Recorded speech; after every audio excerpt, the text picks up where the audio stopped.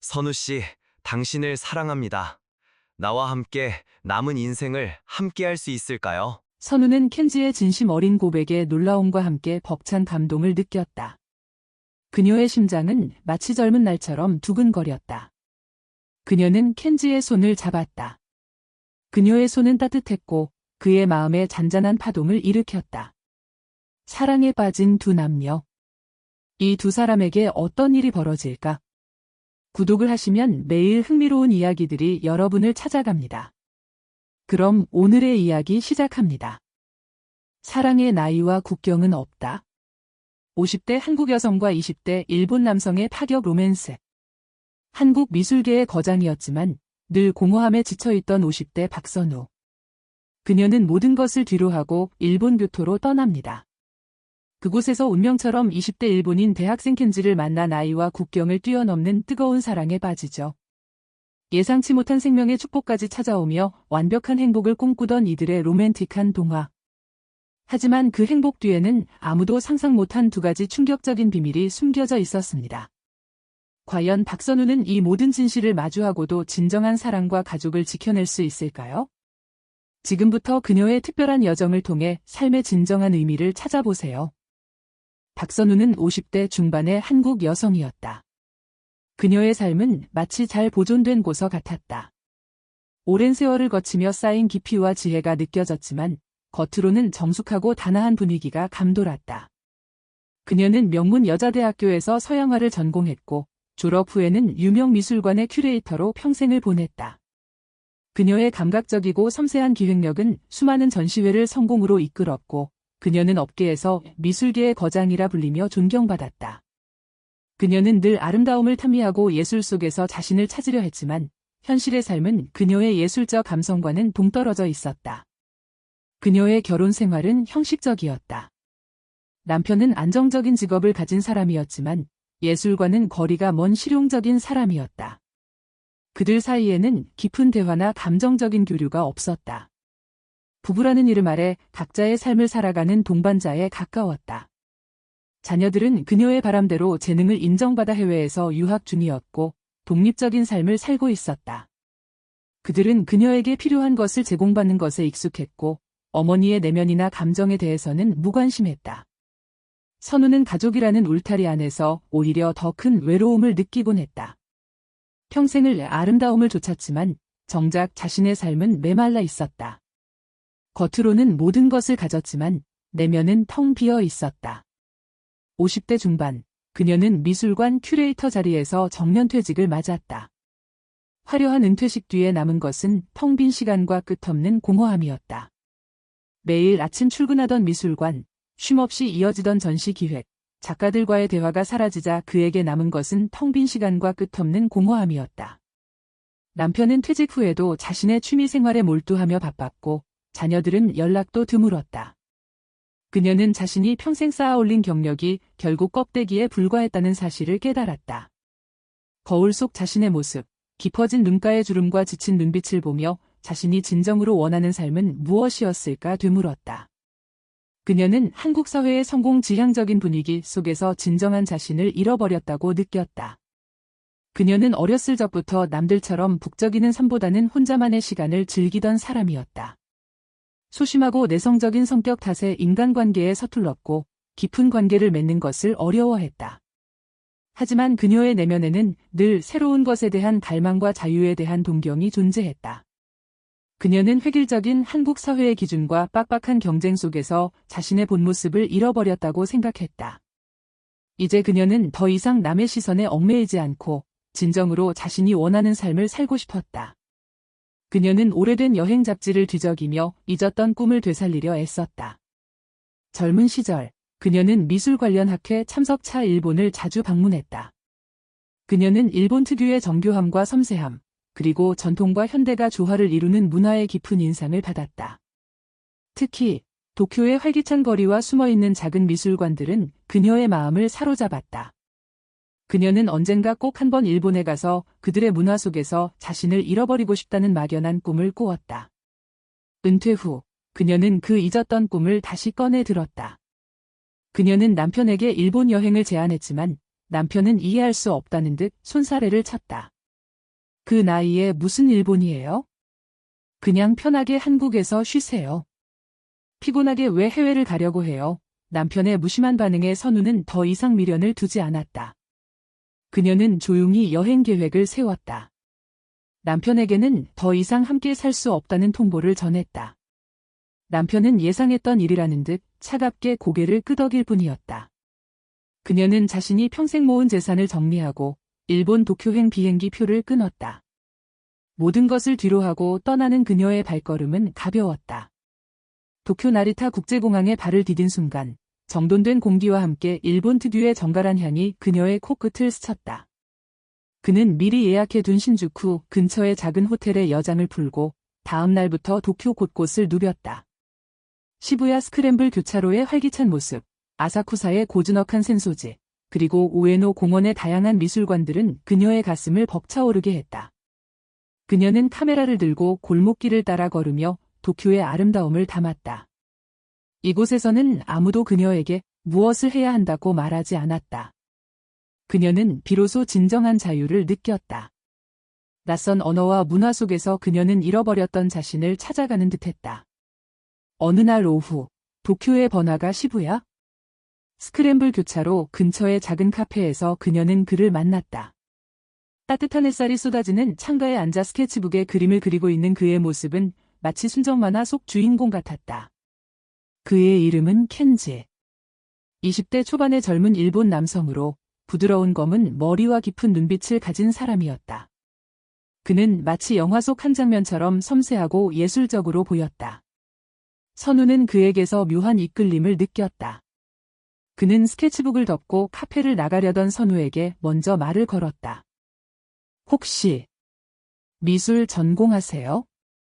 그림이 정말 멋지시네요. 그의 유창하고 부드러운 한국어에 선우는 깜짝 놀랐다. 아, 네, 서양화를 전공했어요. 한국에서 왔습니다. 켄지는 부드럽게 웃으며 선우에게 커피 한 잔을 건넸다. 한국 분이시다니 더 놀랍네요. 저는 한국 문화에 관심이 많아요. 혹시 시간 괜찮으시면 함께 이야기 나눌까요? 그렇게 시작된 짧은 대화는 예상보다 길게 이어졌다. 켄지는 자신이 도쿄에서 태어나고 자랐으며 현재는 도쿄예술대학에서 일본화를 전공하는 대학생이라고 했다. 그는 한국 드라마와 K-팝에도 깊은 관심이 있었다. 그의 눈빛은 호기심으로 가득했고 그녀의 이야기에 진심으로 귀 기울였다. 선우는 자신이 한국에서 온 은퇴한 큐레이터이며 뒤늦게 예술에 대한 열정을 찾아 이곳에 왔다고 솔직하게 털어놓았다. 켄지는 그녀의 이야기에 깊은 흥미를 보였다. 정말 놀랍네요. 50대에 새로운 예술 분야에 도전하다니 대단하세요. 어떤 그림을 그리고 싶으신가요? 제가 아는 좋은 화방이 있는데 같이 가볼까요? 켄지의 순수한 칭찬과 예술에 대한 열정적인 질문에 선우는 오랜만에 느껴보는 진정한 인정에 기뻤다. 나이와 국적의 장벽은 그들 사이에서 아무런 문제가 되지 않았다. 그들은 예술, 삶, 그리고 자유에 대한 깊은 이야기를 나누며 급속도로 가까워졌다. 선우는 켄지에게서 젊은 날 잃어버렸던 설렘과 열정을 느꼈고 켄지는 선우의 지혜로움과 따뜻함에 매료되었다. 그는 그녀의 눈에서 자신과 같은 예술에 대한 순수한 갈망을 발견했다. 그들의 대화는 끝없이 이어졌다.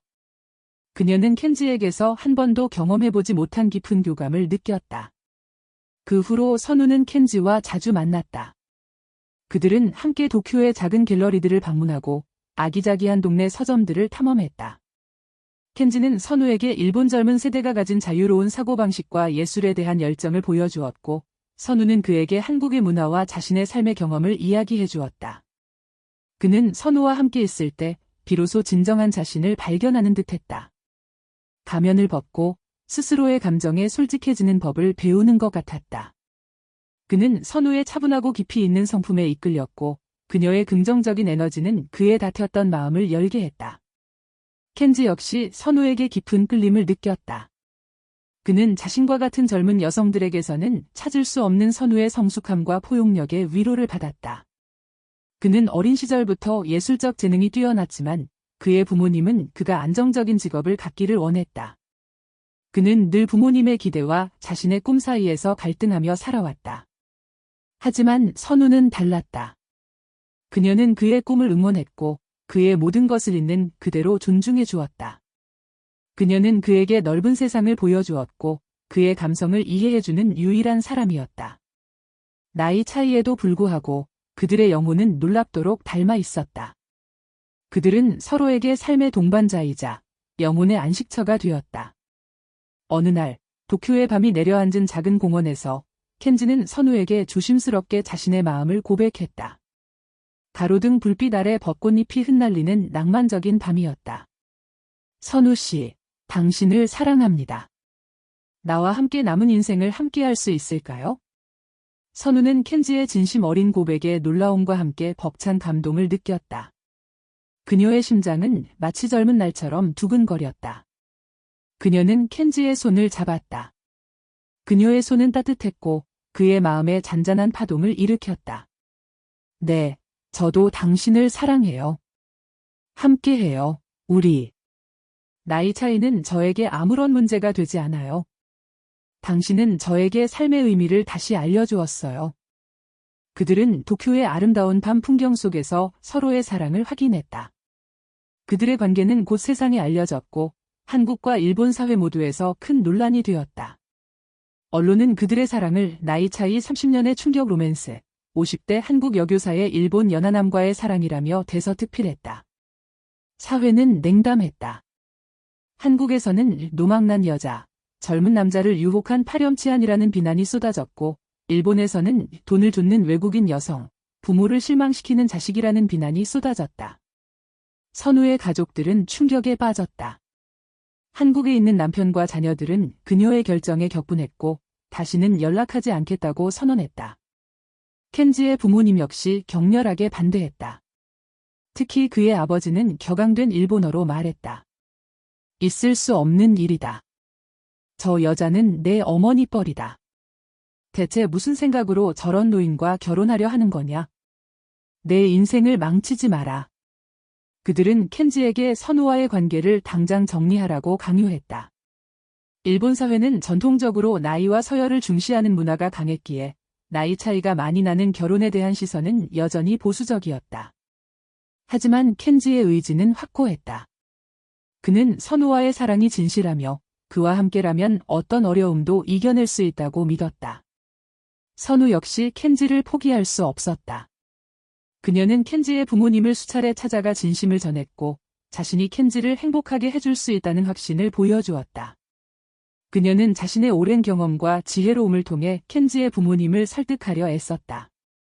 그의 진정성 있는 태도에 결국 켄지의 부모님은 마지못해 그들의 관계를 인정했다. 한국에 있는 선우의 자녀들은 어머니의 갑작스러운 재혼 소식에 놀랐지만 어머니의 행복을 빌어주었다. 그들은 선우의 삶에 크게 관여하지 않는 편이었다. 그들은 도쿄의 작은 신사에서 소박한 결혼식을 올렸다. 켄지의 예술계 친구들과 선우의 소수 지인들만이 참석한 조촐한 자리였지만 그들의 사랑은 그 어느 때보다 뜨거웠다. 결혼 후 그들은 도쿄 외곽의 아담한 일본식 주택을 얻어 새로운 보금자리를 꾸렸다. 선우는 켄지를 위해 한국 음식을 만들고 켄지는 그녀에게 일본 전통 문화와 현대 예술을 소개하며 행복한 신혼을 보냈다. 그녀는 잃어버렸던 청춘을 되찾은 듯 활기 넘쳤고 켄지는 선우의 사랑 속에서 더욱 성숙해졌다. 결혼 후 1년이 지났을 무렵 선우는 자신의 몸에 이상이 있음을 감지했다. 아침마다 속이 메스껍고 피로감이 몰려왔다. 폐경이 한참 지났다고 생각했던 그녀였기에 혹시나 하는 마음에 병원을 찾아 검사를 받았다. 그리고 의사로부터 예상치 못한 소식을 들었다. 의사는 선우에게 조심스럽게 말했다. 선우 씨, 임신입니다. 축하드려요. 하지만 나이가 있으셔서 특별히 주의가 필요합니다. 선우는 기쁨을 감추지 못했다. 50대 중반의 나이에 아이를 갖는다는 것은 상상조차 해본 적 없는 기적 같은 일이었다. 그녀는 남편 켄지에게 이 소식을 전하기 위해 한달음에 집으로 달려갔다. 막 학교에서 돌아온 켄지는 그녀의 임신 소식에 충격과 동시에 벅찬 감동에 말을 잇지 못했다. 20대 중반의 젊은 나이에 아버지가 된다는 것은 그에게도 예상치 못한 일이었지만 그는 선우와의 사랑의 결실이라는 사실에 감격했다. 그는 선우를 꼭 안아주며 앞으로 태어날 아이와 함께 행복한 가정을 꾸리자고 약속했다. 선우 역시 눈물을 글썽이며 켄지의 품에 안겼다. 그들은 새로운 생명을 맞이할 준비를 했다. 선우는 자신이 이제 진정한 어머니가 된다는 사실에 벅찬 감동을 느꼈다. 한국에서 자녀들을 키워야 할 대상으로만 여겼던 자신과는 달리 이 아이는 사랑의 결정체로 느껴졌다.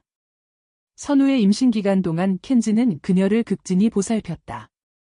함께 도쿄의 공원들을 산책하고 건강에 좋은 일본 음식을 챙겨 먹였으며 밤에는 태어날 아이를 위한 일본 동화를 읽어주었다.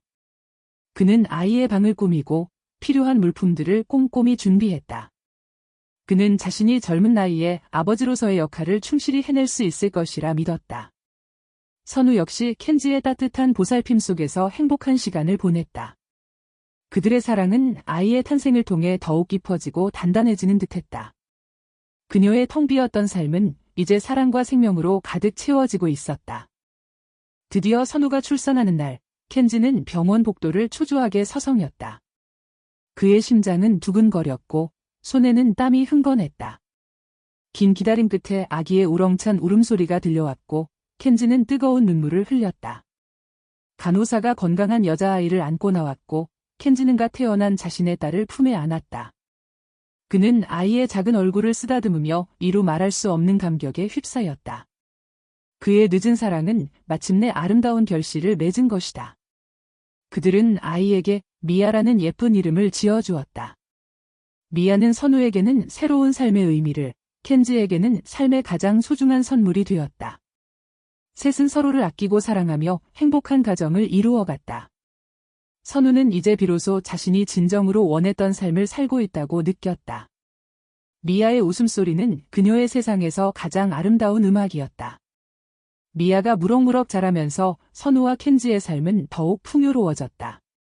켄지는 매일 아침 미아의 웃음소리에 잠을 깨고 함께 공원을 산책하며 동화를 읽어주었다. 선우는 미아에게 한국의 자장가를 불러주었고 켄지는 미아에게 일본의 전래동화를 들려주었다. 그들은 문화적인 차이를 아이와 함께 나누며 조화로운 가정을 만들었다. 선우는 미아의 작은 손을 잡고 세상의 아름다움을 보여주었고 미아의 눈빛에서 순수한 행복을 보았다. 그녀는 자신이 평생 추구했던 사회적 성공이 아닌 사랑하는 가족과의 소박한 일상 속에서 진정한 행복을 찾았다고 확신했다. 하지만 그들의 행복은 예상치 못한 그림자에 가려져 있었다. 미아가 2살이 되었을 무렵 켄지는 우연히 대학 시절부터 친하게 지내던 선배와 대화를 나누게 되었다. 선배는 켄지의 부모님과 같은 동네에 살고 있었고 선우와 켄지의 결혼 소식을 들었을 때도 크게 놀랐다고 말했다. 선배는 켄지에게 조심스럽게 말했다. 켄지, 사실 예전에 너희 부모님이 내가 음악 한다고 했을 때 많이 힘들어 하셨잖아? 그때 선우 씨가 부모님을 찾아뵌 적이 있대. 그때 선우 씨가 부모님께 뭐라고 말씀하셨는지 아세요? 켄지는 순간적으로 멍해졌다. 선우가 자신의 부모님을 만났었다니? 그는 전혀 몰랐던 사실이었다. 선배는 말을 이었다. 선우 씨가 부모님께 당신이 원하는 대로 미술을 할 수 있도록 도와주겠다. 그리고 켄지가 행복해지는 것을 돕겠다고 말씀하셨대요. 대신 자신과의 결혼을 허락해 달라고요. 그리고 선배는 잠시 말을 멈추더니 조심스럽게 덧붙였다. 그때 미아 이야기도 나왔다고 하던데요. 선우 씨가 미아는 사실 당신 친손녀라고. 그러니까 켄지 누나의 아이인데 선우 씨가 대신 키우는 거라고 하셨대요. 켄지의 심장이 철렁 내려앉았다. 미아가 자신의 친딸이 아니라 누나의 아이라니. 그는 충격으로 말을 잇지 못했다. 선우가 자신을 속였던 것이다. 그는 선배에게 감사 인사를 전하고 급히 집으로 돌아왔다. 그의 머릿속은 혼돈 그 자체였다. 그가 그토록 사랑했던 미아가 자신의 핏줄이 아니었다니. 집에 돌아온 켄지는 선우에게 이 사실을 확인했다. 선우는 켄지의 말을 듣고 얼굴에서 핏기가 가셨다. 그녀는 아무 말도 하지 못하고 켄지의 눈을 피했다. 켄지의 마음속에 불안감이 엄습했다. 며칠 동안 선우는 평소와 다르게 초조해 보였다. 켄지는 그녀의 불안한 모습에 견딜 수 없었다. 그는 결국 선우에게 진실을 요구했다. 선우 씨, 이게 다 무슨 말이죠? 미아가 정말 제 아이가 아니라고요? 왜 저에게 거짓말을 한 거죠? 선우는 눈물을 흘리며 모든 것을 털어놓았다. 그녀는 사실 선천적으로 폐경으로 인해 임신이 불가능한 몸이었다고 고백했다.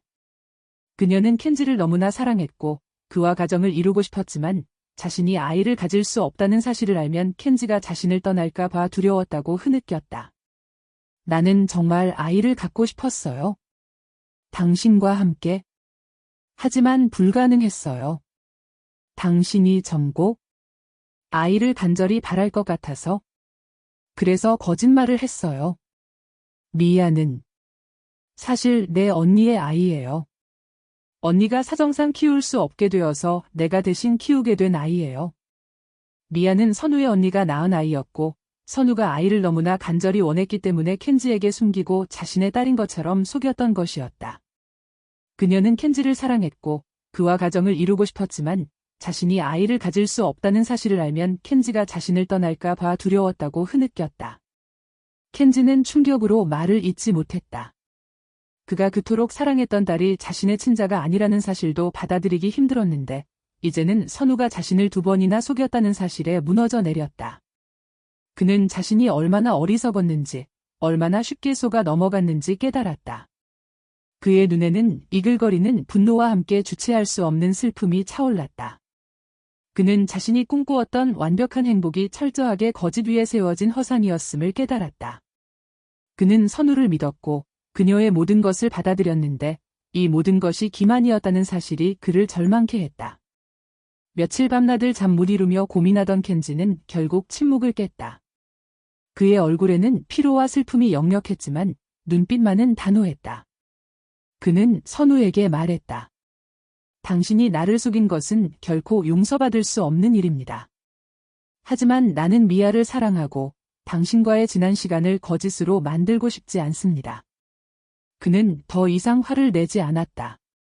그의 목소리에는 깊은 슬픔과 체념이 섞여 있었다. 그는 젊은 시절부터 부모님의 기대에 맞춰 자신의 꿈을 속여왔다. 이제 이 마지막 삶의 여정에서까지 자신을 속인 거짓에 무너지고 싶지 않았다. 선우의 거짓말은 그의 삶에 다시 한번 깊은 그림자를 드리웠지만 그는 이 고통마저도 자신이 겪어야 할 운명이라 받아들이기로 했다. 그는 선우와 미아가 자신의 삶에 가져다준 진정한 기쁨과 사랑을 외면할 수 없었다.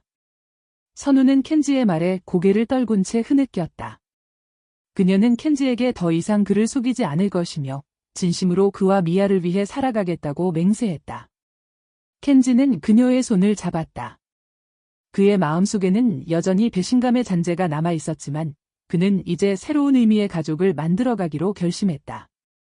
그들의 관계는 이제 단순히 사랑이라는 이름으로 묶인 것이 아니었다.